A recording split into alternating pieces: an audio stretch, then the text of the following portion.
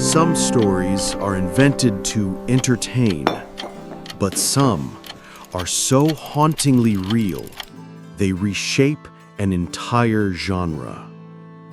Truman Capote's In Cold Blood isn't just a book, it's the birth of true crime literature.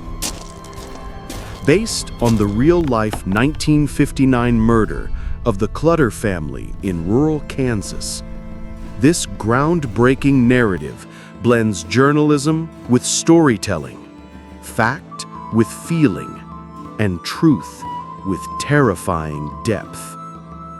Here's what you need to know about this literary landmark.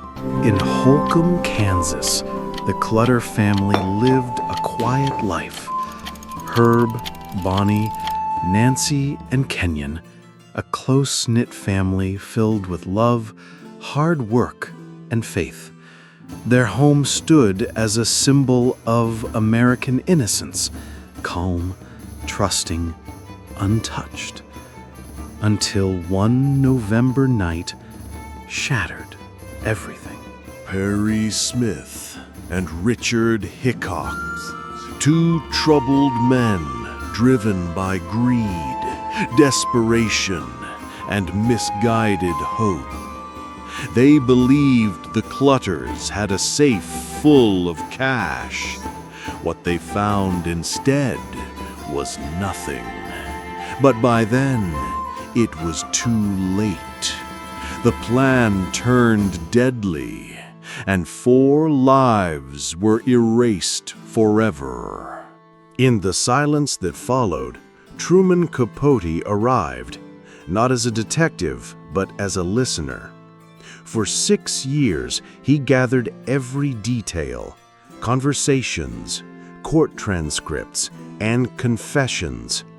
What he wrote wasn't just a report, it was a revolution.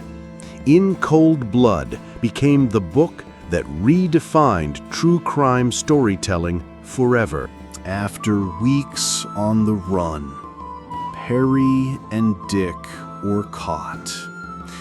In a cold, gray interrogation room, the truth began to unfold. Perry's voice shook with pain. Dick remained cold and sharp.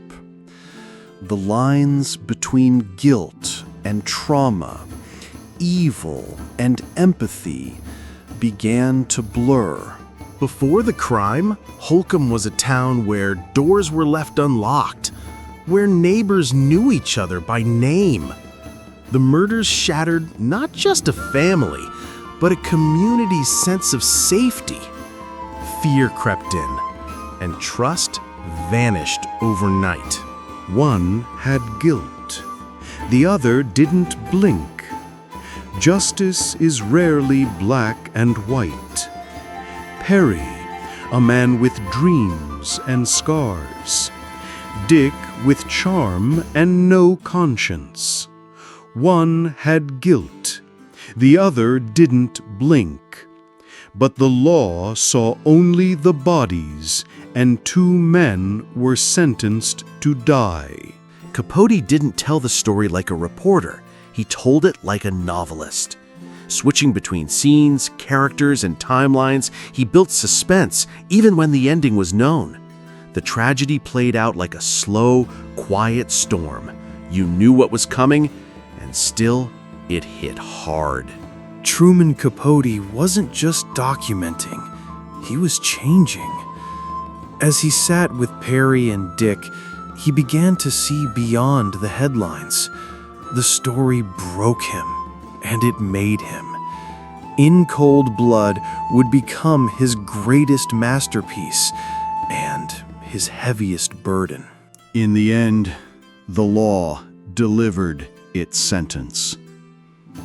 The 2 men were hanged, but there was no celebration, no peace, just silence, just questions, just loss. More than half a century later, In Cold Blood still echoes.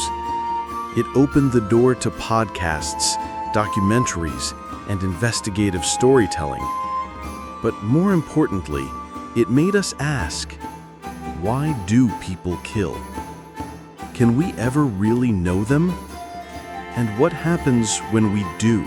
In Cold Blood teaches us that truth isn't always simple, and neither are people. It reminds us to look beyond what is easy to judge, that pain and violence have roots, and that justice, while necessary, does not always bring peace. This book can make us more aware, more empathetic, and more careful with the way we view crime, punishment, and humanity.